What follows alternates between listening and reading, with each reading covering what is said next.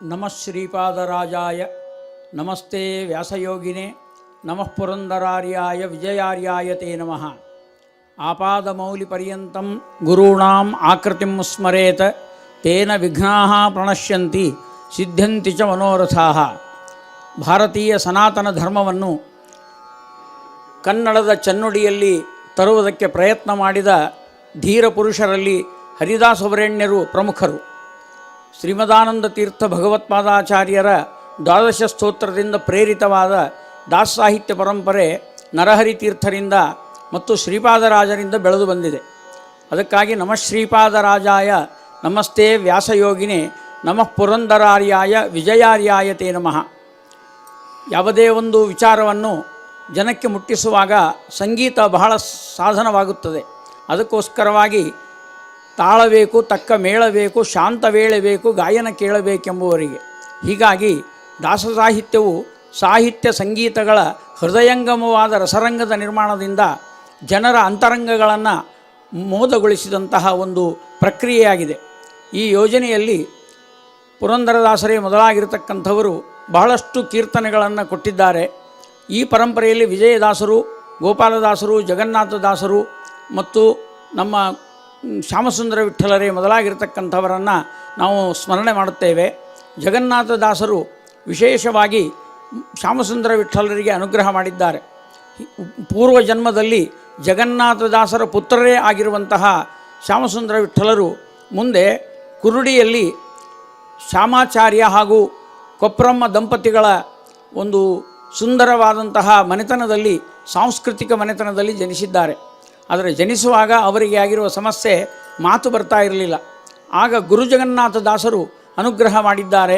ಅವರ ಅನುಗ್ರಹದಿಂದ ಮಾತುಗಾರರಾದ ಶ್ಯಾಮಸುಂದರ ವಿಠ್ಠಲರು ಅಂದರೆ ಗುಂಡಾಚಾರ್ಯರು ಅಂತ ಅವರಿಗೆ ನಾಮಕರಣ ಮಾಡಿದ್ದಾರೆ. ಗುಂಡಾಚಾರ್ಯರು ಅಂದರೆ ಕಲ್ಲಿನಂತೆ ಇರಲಿ, ಆರಾಮವಾಗಿರಲಿ ಅಂತ ಒಂದು ಹಳೆಯ ಸಂಪ್ರದಾಯ. ಹೆಸರು ಇಡುವಾಗ ಕಲ್ಲಪ್ಪ ಗುಂಡಪ್ಪ ಅಂತ ಇಡ್ತಾರಲ್ಲ, ಹಾಗಾಗಿ ಗುಂಡಾಚಾರ್ಯ ಅಂತ ಇಟ್ಟಿದ್ದಾರೆ. ಇವರ ಒಂದು ಉದ್ಧಾರದ ಕಾರ್ಯ ಸಮಯ ಬಂದಾಗ ಅವರು ಅಸಿಗಾಳ ಗೋವಿಂದಾಸರ ಹತ್ರ ಬಂದರು. ಅಸಿಗಾಳ ಗೋವಿಂದಾಸರು ನೋಡಿ ಏನು ಹೇಳ್ತಾ ಇದ್ದಾರೆ ಅಂದರೆ ಒಂದೂರು ಅಂತ ಹೇಳಿದ್ರಂತೆ. ಒಂದೂರು ಅಂದರೆ ಐಕೂರು ಅಂತ. ಯಾದಗಿರಿ ಜಿಲ್ಲೆಯಲ್ಲಿ ಐಕೂರು ಕೃಷ್ಣಾ ತೀರದಲ್ಲಿ ಒಂದು ಬರ್ತದೆ, ಅದು ಐಕೂರು ಅಂತ. ಆ ಐಕೂರಿಗೆ ಬಂದಿದ್ದಾರೆ. ಅಲ್ಲಿ ಮಹಾನುಭಾವರಾದ ಐಕೂರು ನರಸಿಂಹಾಚಾರ್ಯರು ಮಹಾಜ್ಞಾನಿಗಳು. ಅವರ ಹತ್ತಿರ ಇವರ ಒಂದು ವಿಶೇಷವಾಗಿರತಕ್ಕಂತಹ ಆತ್ಮೋದ್ಧಾರವಾಗಿದೆ. ಅದಕ್ಕೋಸ್ಕರವಾಗಿ ಸ್ವರೂಪೋದ್ಧಾರಕರು ಅಂದರೆ ಐಕೂರು ನರಸಿಂಹಾಚಾರ್ಯರು. ಅವರ ಅನುಗ್ರಹವನ್ನು ಪಡೆದುಕೊಂಡಿದ್ದಾರೆ. ಅವರಿಂದ ಹರಿಕಥಾಮೃತಸಾರ ಮೊದಲಾಗಿರ್ತಕ್ಕಂಥ ಅನೇಕ ದಾಸ ಸಾಹಿತ್ಯದ ಒಂದು ವಿಶೇಷವಾದ ಜ್ಞಾನವನ್ನು ಪಡೆದುಕೊಂಡು ನಂತರದಲ್ಲಿ ಜಗನ್ನಾಥದಾಸರಿಂದ ಸ್ವಪ್ನಾಂಕಿತರಾಗಿ ಅದನ್ನು ಪಡೆದಿದ್ದಾರೆ. ಇದನ್ನು ಗುಡೇಬಲ್ಲೂರು ರಾಘವೇಂದ್ರಾಚಾರ್ಯರು ತಮ್ಮ ಕೃತಿಯಲ್ಲಿ ಮಾನವಿ ದಾಸರ ಕರುಣದಿಂದ ಅಂಕಿತ ಪಡೆದು ಪರಿಪರಿಯ ಪದಗಳ ರಚಿಸಿದ ಅಂತ ರೀತಿಯಾಗಿ ಹೇಳ್ತಾ ಇದ್ದಾರೆ. ಹೀಗೆ ಜಗನ್ನಾಥದಾಸರಿಂದ ಅಂಕಿತವನ್ನು ಪಡೆದ ನಮ್ಮ ಶ್ಯಾಮಸುಂದರ ವಿಠ್ಠಲರು ಶ್ಯಾಮಸುಂದರ ವಿಠ್ಠಲ ಅಂತ ಅಂಕಿತವನ್ನು ಪಡೆದುಕೊಂಡ ನಂತರದಲ್ಲಿ ಅನೇಕ ದೇವರ ನಾಮಗಳನ್ನು ರಚನೆ ಮಾಡಿದ್ದಾರೆ. ಇವರ ಕೃತಿಗಳ ಬಗ್ಗೆ ಹೇಳುವುದಾದರೆ 300 ಕೃತಿಗಳನ್ನು ರಚನೆ ಮಾಡಿದ್ದಾರೆ. ಸುಳಾದಿಗಳನ್ನು ರಚನೆ ಮಾಡಿದ್ದಾರೆ. ಬಯಲಾಟಗಳನ್ನು ರಚನೆ ಮಾಡಿದ್ದಾರೆ. ಅದರಲ್ಲಿ ಶ್ರೀರಾಮ ಪಾದುಕಾ ಪಟ್ಟಾಭಿಷೇಕ ಅನ್ನುವ ಬಯಲಾಟವನ್ನು ಗುಡೇಬಲ್ಲೂರು ರಾಘವೇಂದ್ರಾಚಾರ್ಯರು ಸಂಗ್ರಹಿಸಿದ್ದರು. ಆ ಕಾಲದಲ್ಲಿ ಅನೇಕ ಜನರು ಕೂಡ ಶ್ಯಾಮಸುಂದರ ವಿಠ್ಠಲರ ಜೊತೆಗೆ ಒಡನಾಡಿದ್ದಾರೆ. ಸುಳಾದಿ ಕೊಪ್ಪೇರಾಯರು ಅನ್ನುವ ಮಹಾನುಭಾವರು ಇಡೀ ಸುಳಾದಿಯ ಪ್ರಪಂಚವನ್ನು ನಮ್ಮ ಜನಮನಕ್ಕೆ ಕೊಟ್ಟಿರತಕ್ಕಂಥ ಮಹಾನುಭಾವರು. ಹೀಗೆ ನಮ್ಮ ವೇದಾಂತಗಳ ವಿಚಾರವನ್ನು ದಾಸರಾಯರು ಹಾಡು ನುಡಿಯಲ್ಲಿ, ಆಡು ನುಡಿಯಲ್ಲಿ ಜನರ ಮಧ್ಯದಲ್ಲಿ ಬಂದು ಜನರ ಮನಸ್ಸಿಗೆ ಮುಟ್ಟುವಂತೆ ಆ ಪದಗಳನ್ನು ರಚನೆ ಮಾಡಿ ಮತ್ತು ಸಮಾಜವನ್ನು ತಿದ್ದಿ ಭಕ್ತಿಯ ರಸದ ಭಾಗೀರಥಿಯನ್ನು ಹರಿಸಿದಂತಹ ಒಂದು ಅದ್ಭುತವಾದ ಕಾರ್ಯ ನಡೀತಾ ಇದೆ. ಅದರಲ್ಲೂ ಕೂಡ ಶ್ಯಾಮಸುಂದರ ವಿಠ್ಠಲರ ಕೃತಿಗಳು ಹೇಗೆ ಅಂದರೆ ಅತ್ಯಂತ ಪ್ರತಿಭಾವಂತರು. ಒಂದು ಮಾತಿನಲ್ಲಿ ಹೇಳೋದಾದರೆ ಜ್ಞಾನಪೀಠ ಪ್ರಶಸ್ತಿಯನ್ನು ಪಡೆದ ಬೇಂದ್ರೆಯವರು ಕೂಡ ಮಾನವಿಗೆ ಬಂದಾಗ ಆ ಸಂದರ್ಭದಲ್ಲಿ ಶ್ಯಾಮಸುಂದರ ವಿಠ್ಠಲರ ಪರಿಚಯ ಆಯ್ತಂತೆ. ಆಗ ಬೇಂದ್ರೆಯವರು ಏನು ಹೇಳಿದರು ಅಂದರೆ ವರಕವಿಗಳು ಅಂದರೆ ನೀವೇ ಅಂತ ಅವರಿಗೆ ಬಿರುದನ್ನು ಕೊಟ್ಟಿರ್ತಕ್ಕಂಥ ಪ್ರಸಂಗ ನಡೀತಾ ಇದೆ. ಅಂತಹ ಒಂದು ಧೀಮಂತ, ಪ್ರತಿಭಾವಂತ ಮತ್ತು ಜ್ಞಾನವಂತರಾದ ಶ್ಯಾಮಸುಂದರ ವಿಠ್ಠಲರ ಒಂದು ಪರಿಚಯವನ್ನು ಇವತ್ತಿನ ದಿವಸ ನಾವು ಮಾಡ್ತಾ ಇದ್ದೇವೆ. ಅಂದರೆ ಇವತ್ತು ಅವರ ಆರಾಧನೆ ಇದೆ. ಅಂತಹ ಸುಸಂದರ್ಭದಲ್ಲಿ ಸಾಹಿತ್ಯ ಸಂಗೀತಗಳ ಒಂದು ಮಿಲನದಿಂದ ತಾಳಬೇಕು, ತಕ್ಕ ಮೇಳಬೇಕು, ಶಾಂತ ವೇಳೆಬೇಕು, ಗಾಯನ ಕೇಳಬೇಕೆಂಬುವರಿಗೆ ಎನ್ನುವ ಪುರಂದರದಾಸರ ಸಂವಿಧಾನದಂತೆ. ಮತ್ತು ವಿಶೇಷವಾಗಿ ಇನ್ನೊಂದು ಮಾತು ಹೇಳುವುದಾದರೆ, ದಾಸ ಸಾಹಿತ್ಯ ಅಂದಾಗ ಯತಿಪ್ರಾಸವಿರಬೇಕು, ಗತಿಗೆ ನಿಲ್ಲಿಸಬೇಕು, ರತಿಪತಿಪಿತನಲ್ಲಿ ಅತಿಪ್ರೇಮವಿರಬೇಕು, ತಾಳಬೇಕು, ತಕ್ಕ ಮೇಳಬೇಕು. ಹೀಗಿಲ್ಲಿ ತಾಳ ಇದೆ, ಮೇಳ ಇದೆ, ಗಾಯಕರಿದ್ದಾರೆ. ಇದೆಲ್ಲ ಒಡನಾಟದಿಂದ ಶ್ಯಾಮಸುಂದರರ ಒಂದು ಸೇವೆಯನ್ನು ಮಾಡುವ ಈ ಪ್ರಸಂಗ ಬಹಳ ಶುಭದಾಯಕವಾಗಿರತಕ್ಕಂಥ, ಮಂಗಳದಾಯಕವಾಗಿರತಕ್ಕಂಥ, ಒಂದು ಹರ್ಷದಾಯಕವಾದ ಪ್ರಸಂಗ ಅಂತ ನಾವಿಲ್ಲಿ ಚಿಂತನೆ ಮಾಡೋಣ. ಇನ್ನೊಂದು ವಿಚಾರವನ್ನು ಇಲ್ಲಿ ಹೇಳಬೇಕಾಗಿದೆ. ಈ ಒಂದು ಶ್ಯಾಮಸುಂದರ ವಿಠ್ಠಲರ ವಿಷಯವನ್ನು ಹೊರಗೆ ತರುವವರಲ್ಲಿ ನಮ್ಮ ಕೋಟೆ ಸೇತುಮಾಧವಾಚಾರ್ಯರು ಹಾಗೂ ಮರ್ಚೇಡ್ ಶ್ರೀನಿವಾಸಾಚಾರ್ಯರು ಪ್ರಮುಖ ಪಾತ್ರವನ್ನು ವಹಿಸಿದ್ದಾರೆ. ಇನ್ನೂ ಒಬ್ಬರಿದ್ದಾರೆ, ಅವರ ಹೆಸರು ಹೇಳದೇ ಇದ್ದರೆ ಇದು ಪೂರ್ಣ ಆಗೋದಿಲ್ಲ. ಮೋತಂಪಲ್ಲಿ ಭೀಮಸೇನ ಅಂತನ್ನುವ ಹೆಸರಿಟ್ಟುಕೊಂಡ ಭೀಮಸೇನಾಚಾರ್ಯರು.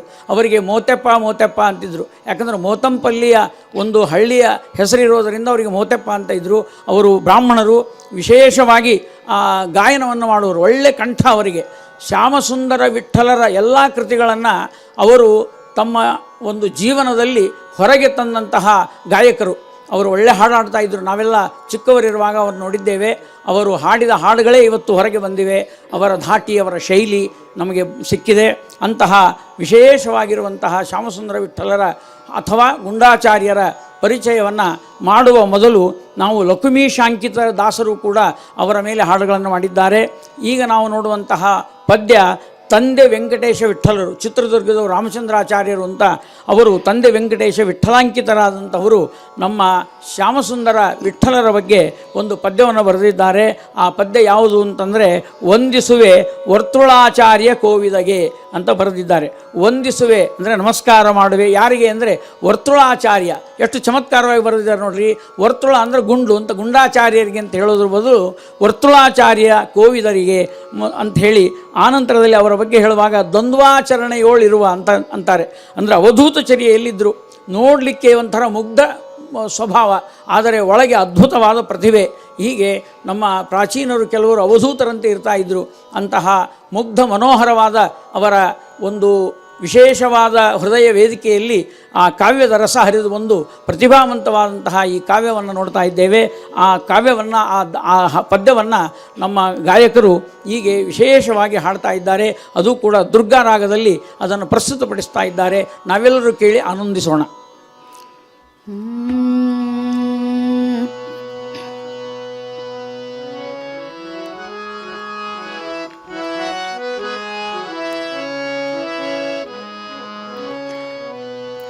ವಂದಿಸುವೆ ವರ್ತುಳಾಚಾರ್ಯ ಕೋವಿದಗೆ, ವಂದಿಸುವೆ ವರ್ತುಳಾಚಾರ್ಯ ಕೋವಿದಗೆ, ವಂದಿಸುವೆ ಶ್ರೀ ಶ್ಯಾಮ ಸುಂದರಾಭಿದಗೆ, ವಂದಿಸುವೆ ವರ್ತುಳಾಚಾರ್ಯ ಕೋವಿದಗೆ, ವಂದಿಸುವೆ ಶ್ರೀ ಶ್ಯಾಮ ಸುಂದರಾಭಿದಗೆ.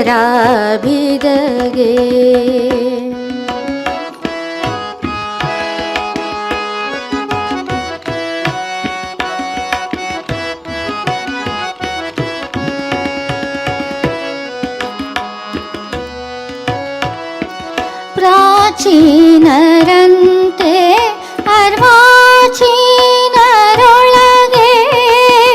ಪ್ರಾಚೀನರಂತೆ ಅರ್ವಾಚೀನರೊಳಗೆ, ಕಾವ್ಯಾಚಾರ್ಯ ನೆನಿಸಿ ದ್ವಂದ್ವಾಚರಣೆಯೋ ನೀಚೋತ್ತಮಾಂತರ ವಿವೇಚಿತುತ ವಿಷ್ಣುನಾ ರಾಜನಂತರ್ಯಾಮಿ ಲೋಚಕರಿಗೆ, ವಂದಿಸುವೆ ವರ್ತುಳಾಚಾರ್ಯ ಕೋವಿದಗೆ.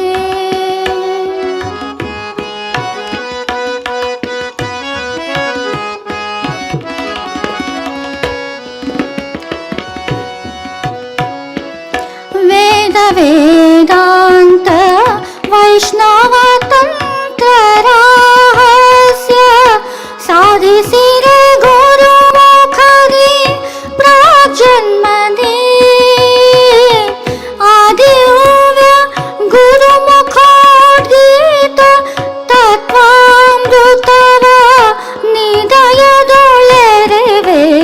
ಸುಬೋಧ ವಾಣಿಯಲಿ ವಂದಿಸುವೆ ವಾರ್ತುಳಾಚಾರ್ಯ ಕೋವಿದಗೆ ವಂದಿಸುವೆ ಶ್ರೀಶ್ಯಾಮ ಸುಂದರಾಭಿದಗೆ.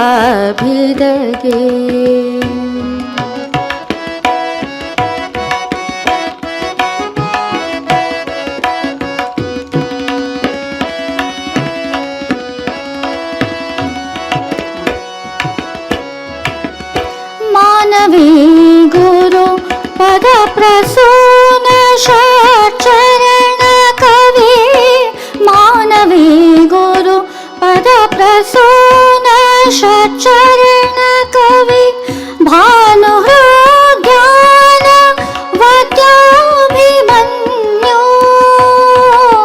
ಪ್ರಾಣ ಪ್ರಿಯ ತಂದೆ ವೆಂಕಟೇಶ ವಿಠಲನ ಪ್ರಾಣ ಪ್ರಿಯ ತಂದೆ ವೆಂಕಟೇಶ ವಿಠಲನ ಪದ ರೇಣಿನವನಿವನೆಂದು ಸುಮುಖನಾಗೋ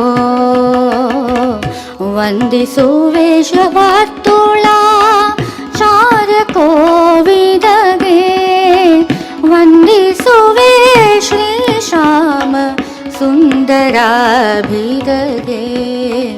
ವಂದಿಸುವೆ ವರ್ತುಳಾಚಾರ್ಯ ವಂದಿಸುವೆ ವರ್ತುಳಾಚಾರ್ಯ ವಂದಿಸುವೆ ವರ್ತುಳಾಚಾರ್ಯ ಕೋವಿದಗೆ.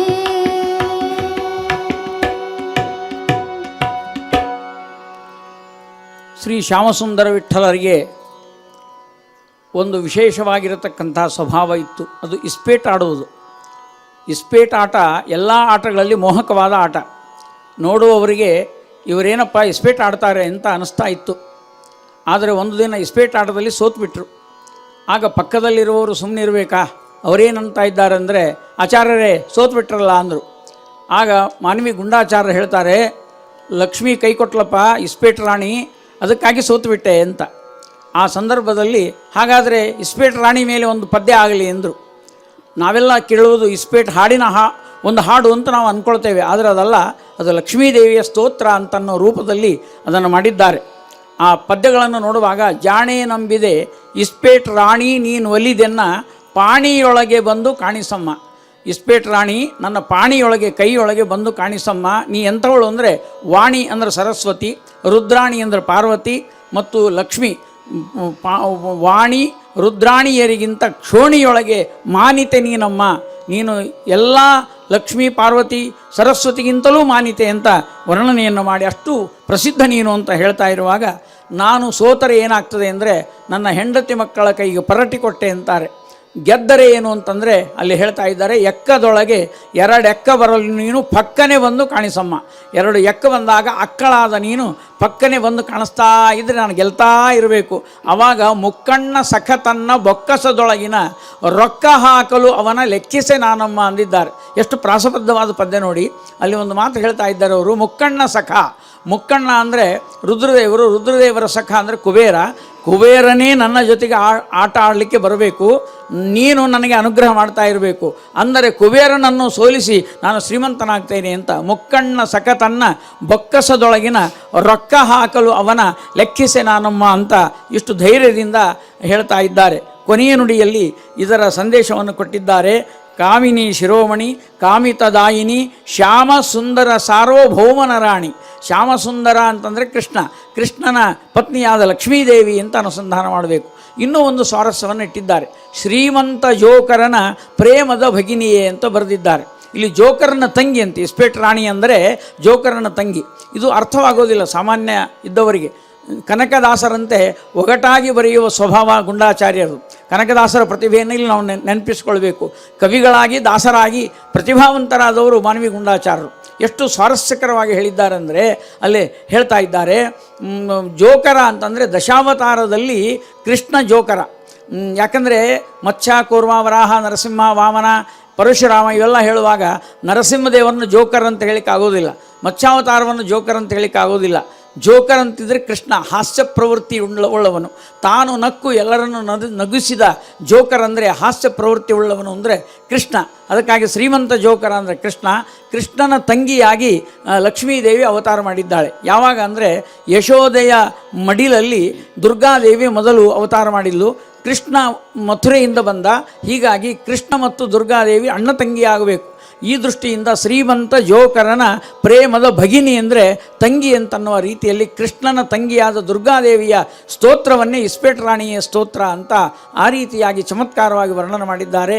ಶ್ರೀಮಂತ ಜೋಕರನ ಪ್ರೇಮದ ಭಗಿನಿಯೇ ನಾಕರ ಮುಗಿವೆನು ಮಾಡುವ ಮಮತೆಯ ಜಾಣೆ ನಂಬಿದೆ ಇಸ್ಪೇಟ್ ರಾಣಿ ನೀನೊಲಿದೆನ್ನ ಅಂತ ಮೇಲ್ನೋಟಕ್ಕೆ ಇಸ್ಪೇಟ್ ರಾಣಿಯಾದರೂ ಒಳಗಡೆ ಲಕ್ಷ್ಮೀದೇವಿಯ ಸ್ತೋತ್ರವನ್ನು ಮಾಡುವ ಈ ಒಂದು ಅದ್ಭುತವಾದ ಪ್ರತಿಭೆಯನ್ನು ಪ್ರಕಟ ಮಾಡಿದ್ದಾರೆ ಗುಂಡಾಚಾರ್ಯರು. ಇವರಿಗೆ ಬಹುಶಃ ವಾದಿರಾಜ ತೀರ್ಥ ಶ್ರೀಪಾದಂಗಳವರ ರುಕ್ಮಿಣೀಶ ವಿಜಯದಲ್ಲಿ ಈ ಒಂದು ಉಲ್ಲೇಖ ಇದೆ. ವಾದಿರಾಜರ ರುಕ್ಮಿಣೀಶ ವಿಜಯದ ಉಲ್ಲೇಖವನ್ನು ಇಟ್ಟುಕೊಂಡೇ ಈ ಪದ್ಯವನ್ನು ಬರೆದಿರಬಹುದು ಅನ್ನುವಂತಹ ಒಂದು ಊಹೆ ನಾವು ಮಾಡಬಹುದು. ಇಂತಹ ಒಂದು ಸುಂದರವಾದ ಪದ್ಯವನ್ನು ಈಗ ಜಾಣೆ ನಂಬಿದೆ ಇಸ್ಪೇಟ್ ರಾಣಿಯನ್ನ ಹಾಡನ್ನು ಕೇಳೋಣ. ಕೇಳಿ ಎಲ್ಲರೂ ಆನಂದಿಸೋಣ.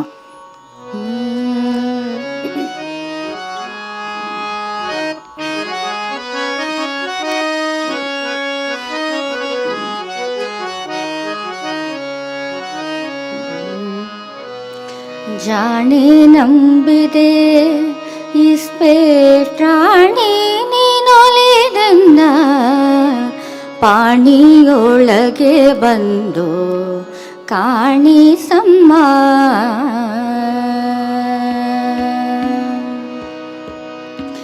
ಜಾಣೆ ನಂಬಿದೆ ಇಸ್ಪೇಟ್ ರಾಣಿ ನೀನೊಲಿದೆನ್ನ ಪಾಣಿಯೊಳಗೆ ಬಂದು ಕಾಣಿಸಮ್ಮ.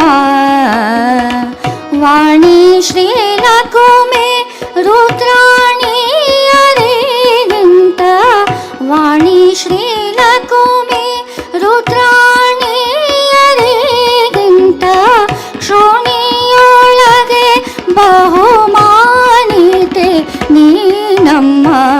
ಜಾಣಿಯೊಂಬಿದೆ ಇಸ್ಪೇಟ್ ರಾಣಿ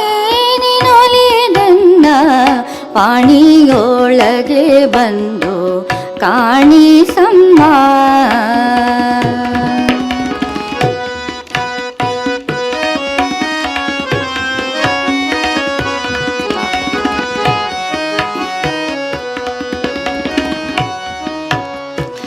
ಜನಕನು ಗಳಿಸಿಟ್ಟ ಧನವೆಲ್ಲ ಕಳಕೊಂಡೆ ದನಕರು ಹೊಲ ಮನೆ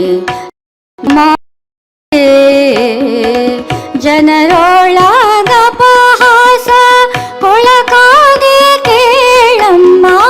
ವನಿತೆ ಮಕ್ಕಳ ಕೈಲಿ ಕೊನೆಗೆ ಪರಟೆ ಕೊಟ್ಟೆ ಜಾಣೆ ನಂಬಿದೆ ಇಸ್ಪೇಟ್ ರಾಣಿ ನೀನೊಲಿದೆನ್ನ ಪಾಣಿಯೊಳಗೆ ಬಂದು ಕಾಣಿಸಮ್ಮ. ಒಡಲಿಗೆ ಅನ್ನಿಲ್ಲ ಉಡಲು ವಸ್ತ್ರವ ಕಾಣೆ ಕಡು ಕಷ್ಟ ಕಡಲೋಳು ಮುಳುಗಿದೇನೆ. ಪೊಡವಿಯೋಳ್ ನಿನ್ನೊರತು ಕಡೆ ಹಾಯಿಸುವಂತ ಪೊಡವಿಯೋಳ್ ನಿನ್ನೊರತು ಕಡೆ ಹಾಯಿಸುವಂತ ಒಡೆಯರ ಕಾಣೆ ಕೈ ಪಿಡಿದು ಕಾಪಾಡೇಲೆ. ಜಾಣೆ ನಂಬಿದೆ ಇಸ್ಪೇಟ್ ರಾಣಿ ನೀನೊಲಿದೆನ್ನ ಪಾಣಿಯೊಳಗೆ ಬಂದು ಕಾಣಿಸಮ್ಮ.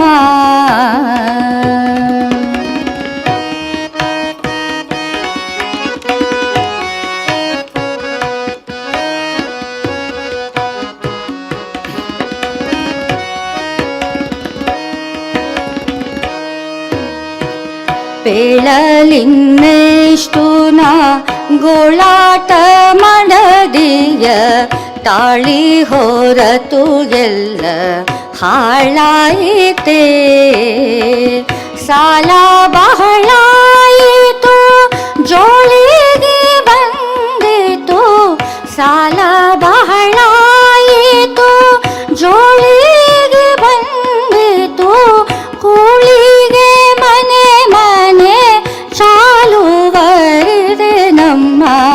ಜಾಣಿ ನಂಬಿದೆ ಇಸ್ಪೇಟ್ರಾಣಿ ನಿನೊಲಿದೆನ್ನ ಪಾಣಿಯೊಳಗೆ ಬಂದು ಕಾಣಿಸಮ್ಮ.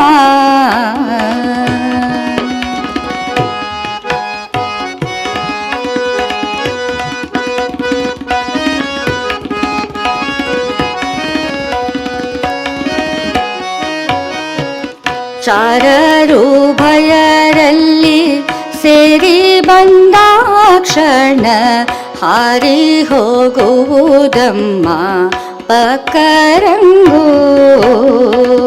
ಧಾರುಣೀಶರ ಮಧ್ಯ ತೋರಿದ ಸಮಯದಿ ಆರಾಣಿ ವರ್ಗವು ಥರ ಥರ ನಡುಗಿಸುವೆ.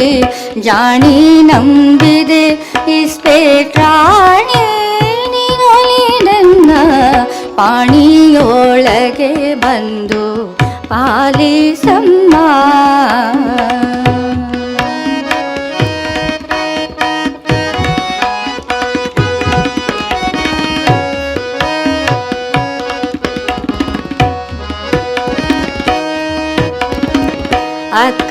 ಅಕ್ಕರದೊಳಗೆ ರಾಡ್ಯಕ್ಕದೊಳಗೆ ಕೂಡಿ ಅಕ್ಕರದೊಳಗೆ ರಾಡ್ಯಕ್ಕದೊಳಗೆ ಕೂಡಿ ಭಕ್ಕನೆ ನೀಯನ್ನ ಕೈಯೋಳು ಬಾರೆ. ಮುಕ್ಕಣ್ಣ ಸಖ ತನ್ನ ಬೊಕ್ಕಾಸದೊಳಗಿನ ಮುಕ್ಕಣ್ಣ ಸಖ ತನ್ನ ಬೊಕ್ಕಾಸದೊಳಗಿನ ರೊಕ್ಕ ಹಾಕಲು ಅವನ ಲೆಕ್ಕಿಸೆ ನಾನಮ್ಮ. ಜಾಣೆ ನಂಬಿದೆ ಇಸ್ಪೇಟ್ರಾಣಿ ನಿನೊಲಿದೆನ್ನ ಪಾಣಿಯೊಳಗೆ ಬಂದು ಕಾಣಿಸಮ್ಮ.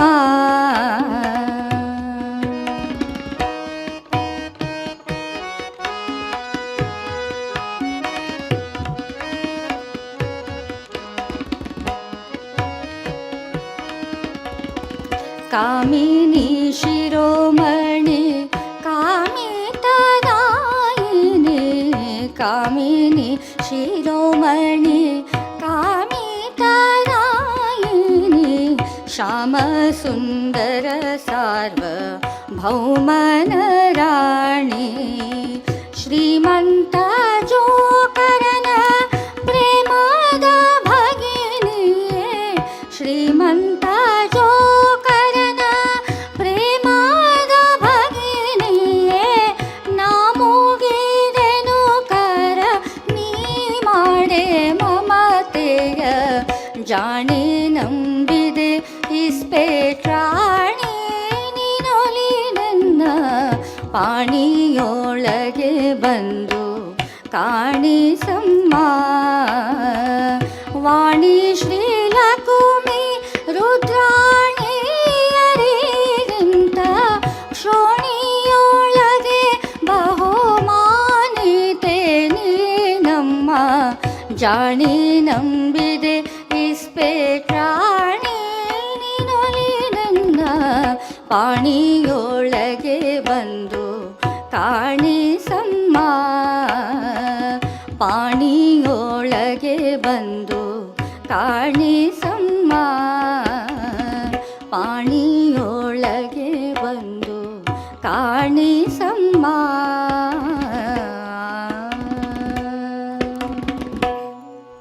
ಮೋಹನ ರಾಗದಲ್ಲಿ ಶ್ಯಾಮಸುಂದರ ವಿಠ್ಠಲರ ಇಸ್ಪೇಟ್ರಾಣಿಯ ಈ ಹಾಡಿನ ಮಾಧುರ್ಯವನ್ನು ನಾವೆಲ್ಲ ಸೊಯ್ದಿದ್ದೇವೆ. ಮಾನ್ವಿಗುಂಡಾಚಾರ್ಯರ ಮೂಲಭೂತ ಸ್ವಭಾವ ಪ್ರಾಸಾನುಪ್ರಾಸಭರಿತವಾದ ಶಬ್ದಾಲಂಕಾರಗಳಲ್ಲಿ ಸಾಹಿತ್ಯ ಸರಸ್ವತಿಯನ್ನು ಅಲಂಕಾರಗೊಳಿಸುವ ಪರಿ ನೋಡಬೇಕು ನಾವು. ಇನ್ನೊಂದು ಪದ್ಯ ಇದೆ, ಶ್ರೀ ಮನೋಹರ ಸಲಹೋಯನ್ನ ಕಾಮಿತ ಫಲವಿತ್ತು ಸಾಮಜಪತಿ ಪರಿಪಾಲಕ ನಂಬಿದೆ. ಸಾಮಜಪತಿ ಅಂದರೆ ಗಜೇಂದ್ರ, ಅವನನ್ನು ಪಾಲನೆ ಮಾಡಿದಂತಹ ಶ್ರೀ ಮನೋಹರನಾದ ಆ ಪರಮಾತ್ಮ ನನ್ನನ್ನು ಸಲಹಲಿ. ಈ ಪದ್ಯದಲ್ಲಿ ಅನೇಕ ಶಬ್ದಗಳ ಜಾಲವನ್ನು ಹರಡಿದ್ದಾರೆ.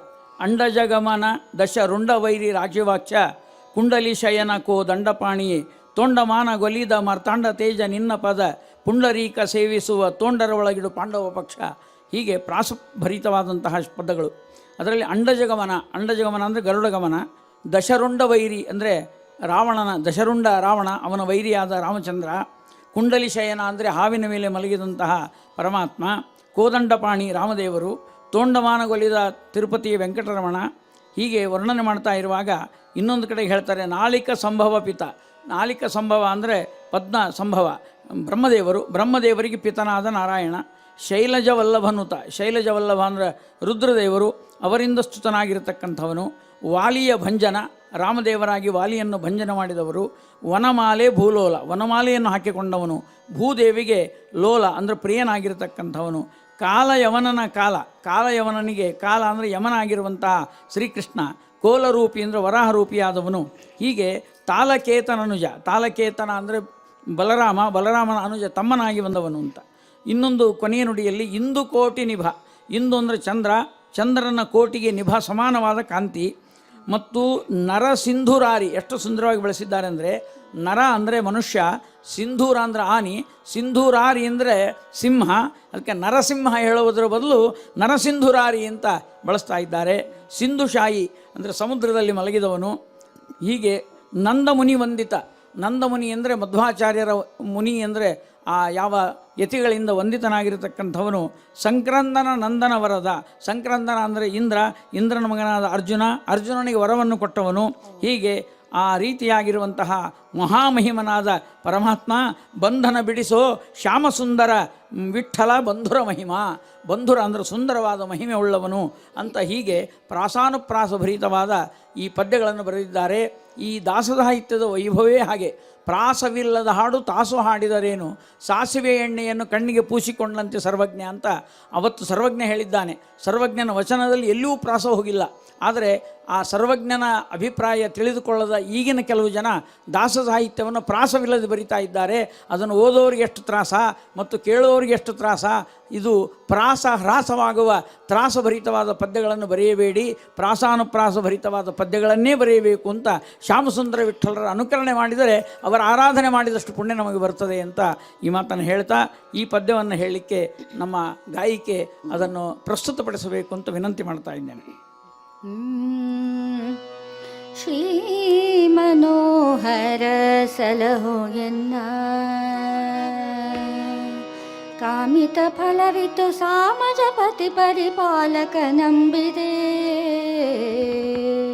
ಶ್ರೀ ಮನೋಹರ ಸಲಹೋ ಎನ್ನ, ಶ್ರೀ ಮನೋಹರ ಸಲಹೋ ಎನ್ನ ಕಾಮಿತ ಫಲವಿತು ಸಾಮಜಪತಿ ಪರಿಪಾಲಕ ನಂಬಿದೆ. ಶ್ರೀ ಮನೋಹರ ಸಲಹೋ ಎನ್ನ, ಶ್ರೀ ಮನೋಹರ ಸಲಹೋ ಎನ್ನ.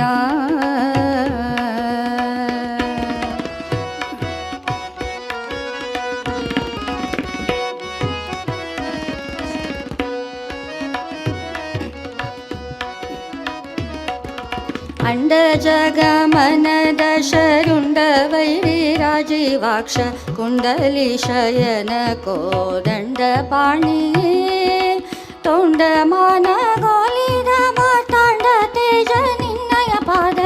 ತೊಂಡ ಮಾನ ಗೋಲಿದ ಮಾತಾಂಡ ತೇಜ ನಿನ್ನಯ ಪಾದ.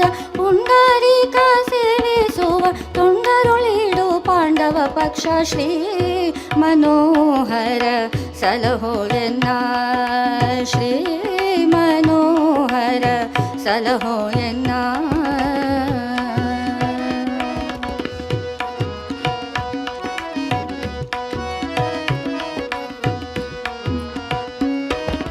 ನಾಳಿಕ ಸಂಭವ ಪಿತ ಶೈಲಜ ವಲ್ಲಭನುತ. ನಾಳಿಕ ಸಂಭವ ಪಿತ ಶೈಲಜ ವಲ್ಲಭನುತ. ವಾಲಿಯ ಭಂಜನವನ ಮಾಲೆ ಭೂಲೋಲ. ಕಾಲಯವನನ ಕಾಲ ಕೋಲ ರೂಪೈ ಕೋಮಲಾಂಗ. ಕಾಲಯವನನ ಕಾಲ ಕೋಲ ರೂಪಿ ಕೋಮಲಾಂಗ.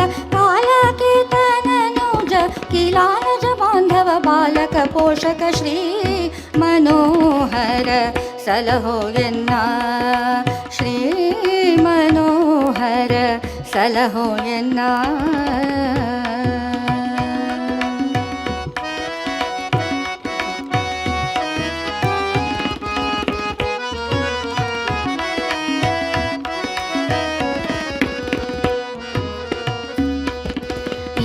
ಕೋಟಿ ನಿಭನರ ಸಿಂಧೂರಾರಿ ಸಿಂಧುಶಾಯಿ, ಇಂದು ಕೋಟಿ ನಿಭನರ ಸಿಂಧೂರಾರಿ ಸಿಂಧುಶಾಯಿ, ನಂದ ನಂದ ಆನಂದದಾತ ನಂದಕ ಹಸ್ತ, ನಂದ ಮುನಿ ವಂದಿತ ಸಂಕ್ರಂದನ ನಂದನ ವರದಾನಂದ ಮುನಿ ವಂದಿತ ಸಂಕ್ರಂದನ ನಂದನ ವರದ, ಬಂಧನ ಬೀಳಿಸೋ ಶ್ಯಾಮ ಸುಂದರ ವಿಠಲ ಬಂಧುರ ಮಹಿಮ, ಬಂಧನ ಬೀಳಿಸೋ ಶ್ಯಾಮ ಸುಂದರ ವಿಠಲ ಬಂಧುರ ಮಹಿಮ, ಶ್ರೀ ಮನೋಹರ ಸಲಹೋ ಎನ್ನ, ಶ್ರೀ ಮನೋಹರ ಸಲಹೋ ಎನ್ನ.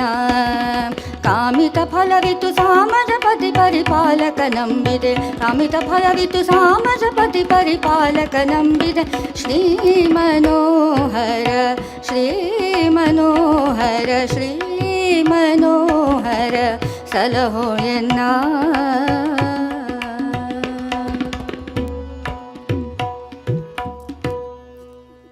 ಇಂತಹ ಮೇರು ಕೃತಿಗಳನ್ನು ಬರೆದು ಪ್ರಸ್ತುತಪಡಿಸಿದ ಶ್ಯಾಮಸುಂದರ ವಿಠ್ಠಲರ ಕೀರ್ತಿ ಅಪಾರವಾಗಿ ಬೆಳೀತಾ ಇತ್ತು.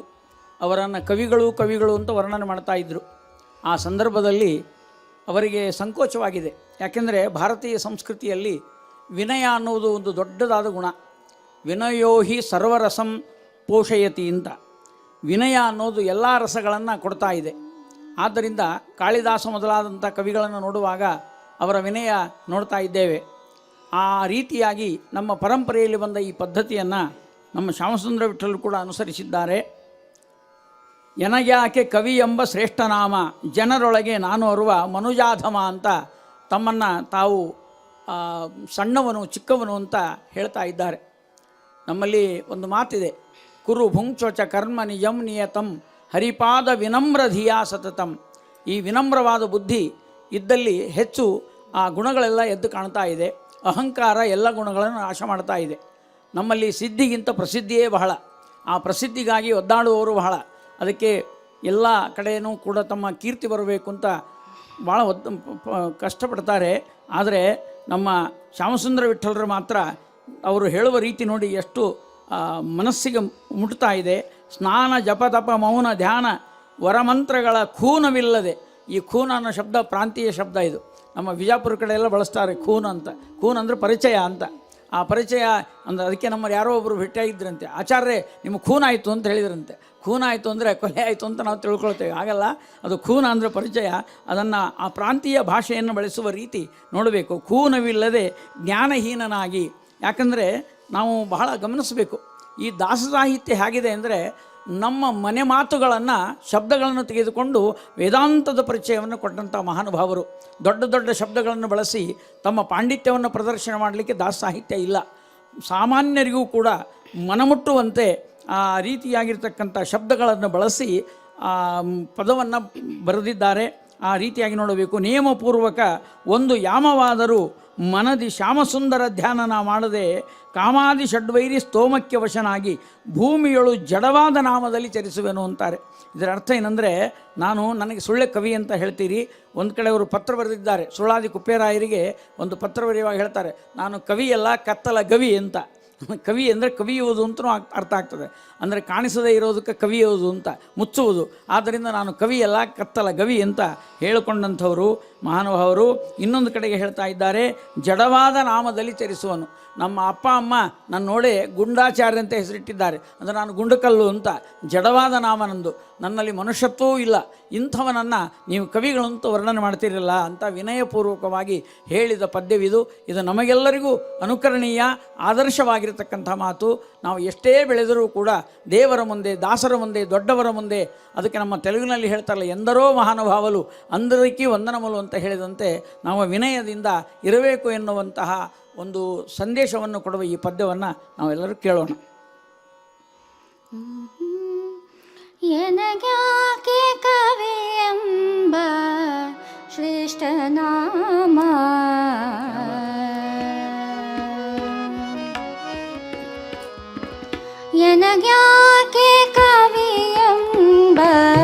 ಶ್ರೇಷ್ಠ ನಾಮ ಎನಗ್ಯಾಕೆ ಕವಿಯೆಂಬ ಶ್ರೇಷ್ಠ ನಾಮ ಜನರೊಳಗೆ ನಾನೋರ್ವ ಮನುಜಧಾಮ ಎನಗ್ಯಾಕೆ ಕವಿಯೆಂಬ ಶ್ರೇಷ್ಠ ನಾಮ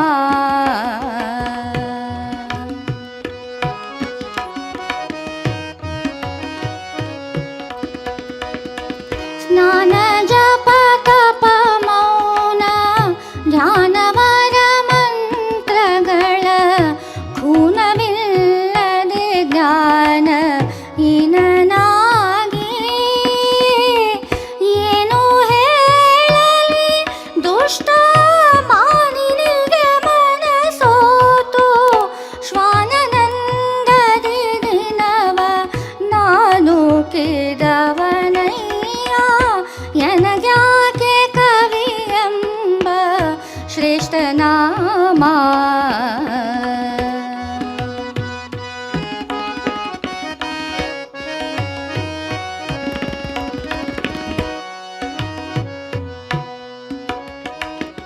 ಹತ್ತೆರಡು ಮತ್ತೈದು ಗಾತ್ರದೊಳು ಧರಿಸದಲೆ ಸೋತು ಮರ ಸತ್ಸಂಗ ನಾ ಮಾಡದೆ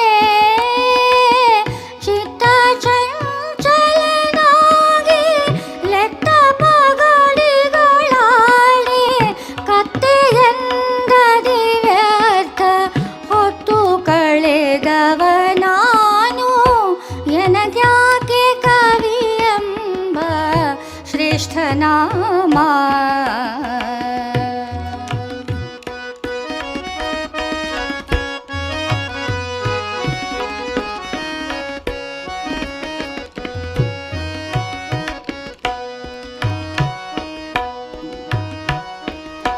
ನೇಮ ಪೂರ್ವಕ ಒಂದು ಯಾಮವಾದರು ಮನದೆ ಶ್ಯಾಮ ಸುಂದರ ಧ್ಯಾನ ನಾ ಮಾಡದೆ ಕಾಮಾದಿ ಷಡ್ವೈರಿ ಸ್ತೋಮಕ್ಕೆ ವಶನಾಗಿ ಭೂಮಿಗಳು ಜಡವಾದ ನಾಮದಲ್ಲಿ ಚರಿಸುವೆನೋ ಎನಗ್ಯಾಕೆ ಕವಿಯೆಂಬ ಶ್ರೇಷ್ಠ ನಾಮ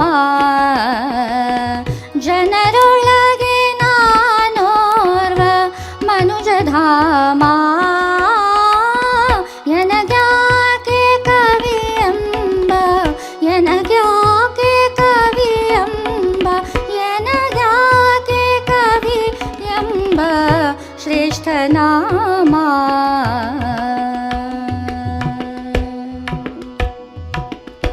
ವಿನಯಪೂರ್ವಕವಾಗಿ ಎನಗ್ಯಾಕೆ ಕವಿ ಎಂಬ ಶ್ರೇಷ್ಠನಾಮ ಎಂದು ಹೇಳಿದ ಶ್ಯಾಮಸುಂದರ ವಿಠಲರು ಜಗನ್ನಾಥದಾಸರ ಪ್ರೀತಿಗೆ ಪಾತ್ರರು.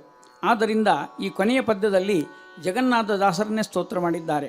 ಕಾಯೋ ಸರ್ವದ ನಂಬಿದೆ ತ್ವತ್ಪದ ಕಾಯೋ ಸರ್ವದ ಅಂತ ಹೇಳುವಾಗ ಆ ಶಬ್ದಗಳ ಬಳಕೆ ನೋಡಿ ಎಷ್ಟು ಮಾರ್ಮಿಕವಾಗಿದೆ. ಜಗನ್ನಾಯಕ ಗುರುವರ ಅಂತಾರೆ, ಜಗನ್ನಾಥ ಅನ್ನೋದನ್ನು ಜಗನ್ನಾಯಕ ಅಂತ ಬಳಸ್ತಾ ಇದ್ದಾರೆ. ಜ್ಞಾನದಾಯಕ ನೀನೆಂದು ಪ್ರಾರ್ಥಿಪೆ ದೀನ ರಕ್ಷಕ ಮಾನಿತ ನಿನಗನು ಮಾನವ್ಯಾಕೆ ತವ ಸೂನು ನಾನಲ್ಲವೇ ಮಾನವಿ ನಿಲಯ. ಅಂದರೆ ಹಿಂದಿನ ಜನ್ಮದಲ್ಲಿ ಜಗನ್ನಾಥದಾಸರ ಪುತ್ರ ನಾನಾಗಿದ್ದೆ ಎನ್ನುವುದನ್ನು ಸೂಚನೆ ಮಾಡಿದ್ದಾರೆ. ಭಾರತೀ ವರಕೃತ ಶಾಸ್ತ್ರ ಮರ್ಮ ವಿಚಾರ ಬಂಧುರ ಸಾರಸ ಭವಪಿತ ಶ್ರೀರಮಾಪತಿಯ ಶೌರಿಕತಾಮೃತ ಸಾರವಕ್ತಾರ ಅಂತ ಈ ರೀತಿಯಾಗಿ ಹರಿಕಥಾಮೃತ ಸಾರವನ್ನು ಬರೆದವರು ಅಂತ ಹೇಳ್ತಾ ಇದ್ದಾರೆ. ಅವರ ಸುಳಾದಿಯಲ್ಲಿ ಕೂಡ ಹೀಗೆ ಬರೆದಿದ್ದಾರೆ. ಧಾರುಣೀಸುರರ ಉದ್ಧಾರ ಗೋಸುಗವಾಗಿ 38 ಈರಾರು ಚಾರು ಲಕ್ಷಣವುಳ್ಳ ಭಾರತೀಪತಿಯಂತೆ. ಭಾರತೀಪತಿ ಅಂದರೆ ವಾಯುದೇವರು. ವಾಯುದೇವರಿಗೆ 32 ಲಕ್ಷಣ, ಅದರಂತೆ 32 ಸಂಧಿಗಳಿಂದ ಕೂಡಿದ ಹರಿಕಥಾಮೃತ ಸಾರವನ್ನು ಎಲ್ಲರ ಉದ್ಧಾರಕ್ಕಾಗಿ ಕೊಟ್ಟವರು ಜಗನ್ನಾಥದಾಸರು. ಅವರನ್ನು ವರ್ಣನೆ ಮಾಡ್ತಾ ಕೊನೆಯದಾಗಿ ಶ್ಯಾಮಸುಂದರ ವಿಠಲನ ಒಲಿಸಿದ ಪ್ರೇಮ ಸಾಗರ ನೀ ಮರೆದರೆ ಈ ಪಾಮರನಿಗೆ ಯಮಧಾಮವೇ ಗತಿ ನಿಜ ಹೇ ಮಮ ಸ್ವಾಮಿ ಅಂತ ಭಕ್ತಿಭಾವದಿಂದ ಸ್ತೋತ್ರವನ್ನು ಮಾಡಿದ್ದಾರೆ. ಈ ಒಂದು ಪದ್ಯವನ್ನು ದುರ್ಗಾರಾಗದಲ್ಲಿ ನಮ್ಮ ಮಾನಸ ಅವರು ಗಾಯಿಕ ಬಹಳ ಮಧುರವಾದ ಕಂಠದಿಂದ ಇದುವರೆಗೆ ಪ್ರಸ್ತುತಪಡಿಸಿದ್ದಾರೆ. ಇವರು ವಿಶೇಷ ಅಂತಂದರೆ ಶ್ರೀ ಶ್ಯಾಮಸುಂದರ ದಾಸರ ಮರಿಮಗಳು ಆಗಿರ್ತಕ್ಕಂಥವ್ರು ಇವರು. ಅದಕ್ಕಾಗಿ ಆ ಒಂದು ಪರಂಪರೆಯಲ್ಲಿ ಬಂದ ಇವರಿಗೆ ಸಹಜವಾಗಿ ಪ್ರಾಸಾದಿಕವಾಗಿ ಆ ಸಂಗೀತ ಮತ್ತು ಸಾಹಿತ್ಯಗಳು ಅವರಿಗೆ ಒದಗಿದೆ.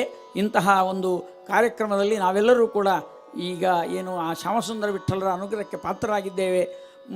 ಅವರ ಸ್ಮರಣೆಯೇ ನಮಗೆ ಮುಕ್ತಿ ಸಾಧನ ಅಂತ ನಾವು ತಿಳಿದುಕೊಳ್ಳೋಣ. ಇಂತಹ ಒಂದು ಶ್ಯಾಮಸುಂದರ ವಿಠ್ಠಲರ ಆರಾಧನೆಯ ದಿವಸ ಈ ಒಂದು ಕಾರ್ಯಕ್ರಮದಲ್ಲಿ ಕೊನೆಯ ಪದ್ಯದೊಂದಿಗೆ ನಾವು ಅವರಿಗೆ ನಮಸ್ಕಾರಪೂರ್ವಕವಾಗಿ ಒಂದು ಅಭಿನಂದನೆಗಳನ್ನು ಮತ್ತು ಅಭಿವಂದನೆಗಳನ್ನು ಸಲ್ಲಿಸೋಣ ಅಂತ ಹೇಳ್ತಾ, ನಮ್ಮ ತಂದೆಯವರಾದ ಗುಡ್ಡೆಬೆಳ್ಳೂರು ಶೇಷಾಚಾರ್ಯರು ಕೂಡ ಶ್ಯಾಮಸುಂದರ ವಿಠ್ಠಲರ ಮೇಲೆ ಒಂದು ಪದ್ಯವನ್ನು ಬರೆದಿದ್ದಾರೆ. ಹೀಗೆ ಅನೇಕ ಕವಿಗಳು, ನಮ್ಮ ಶ್ಯಾಮಸುಂದರ ವಿಠ್ಠಲರು ಕೊಪ್ಪರ ಭೀಮಸೇನಾಚಾರ್ಯರ ಮೇಲೂ ಕೂಡ ಒಂದು ಪದ್ಯವನ್ನು ಬರೆದಿದ್ದಾರೆ.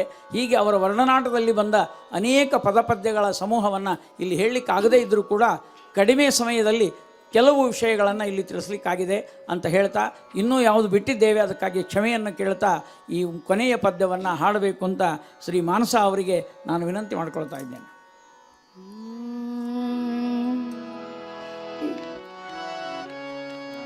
ಕಾಯೋ ಸರ್ವದಾ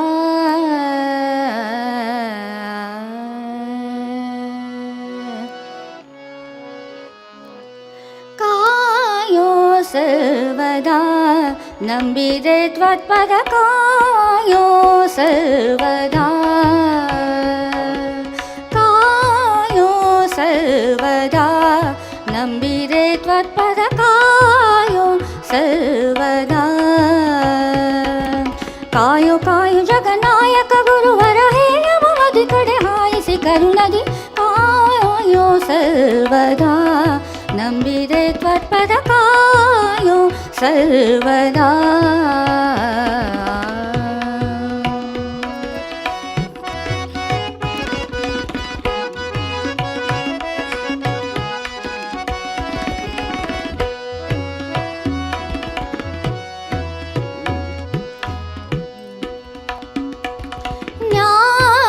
ಜ್ಞಾನದಾಯಕ ನೀನಂದು ಪ್ರಾರ್ಥಿಪೆನೆ ರಕ್ಷಕ ಜ್ಞಾನದಾಯಕ ನೀನೆಂದು ಪ್ರಾರ್ಥಿಪೆನೆ ರಕ್ಷಕ ಮಾನಿತ ನಿನಗನು ಮಾನವ್ಯಾಕೆ ತವ ಸೋನು ನನ್ನಲ್ಲವೇ ಮಾನವಿ ನಿಲಯ ಕಾಯೋ ಸರ್ವದಾ ನಂಬಿದೆ ತ್ವತ್ಪದ ಕಾಯೋ ಸರ್ವದಾ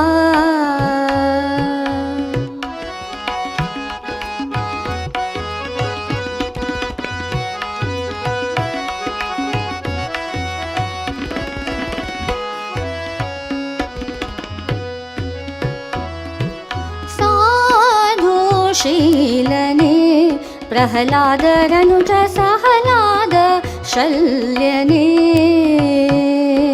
साधुशीलने प्रह्लादरनुज सहलाद शल्यने वादिराज शतमेधन मार्यर पारारक बलभेद बोधक कायो सर्वदा ನಂಬಿದೆ ತ್ವತ್ಪದ ಕಾಯೋ ಸರ್ವದಾ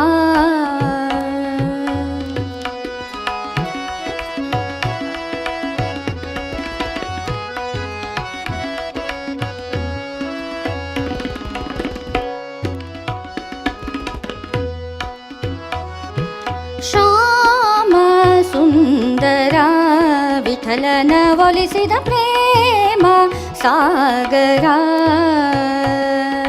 ಶ್ಯಾಮ ಸುಂದರ ವಿಠಲನ ಒಲಿಸಿದ ಪ್ರೇಮ ಸಾಗರ ನೀ ಮರೆದರೆ ತವ ಬ್ರಾಹ್ಮಣರಿಗೆ ಯಮಧಾಮವೇ ಗತಿ ನಿಜ ಮಾಯಮ ಸ್ವಾಮಿ ಕಾಯೋ ಸರ್ವದಾ ನಂಬಿದೆ ತ್ವತ್ಪದ ಕಾಯೋ ಸರ್ವದಾ ಕಾಯೋ ಕಾಯೋ ಜಗನಾಯಕ ಗುರು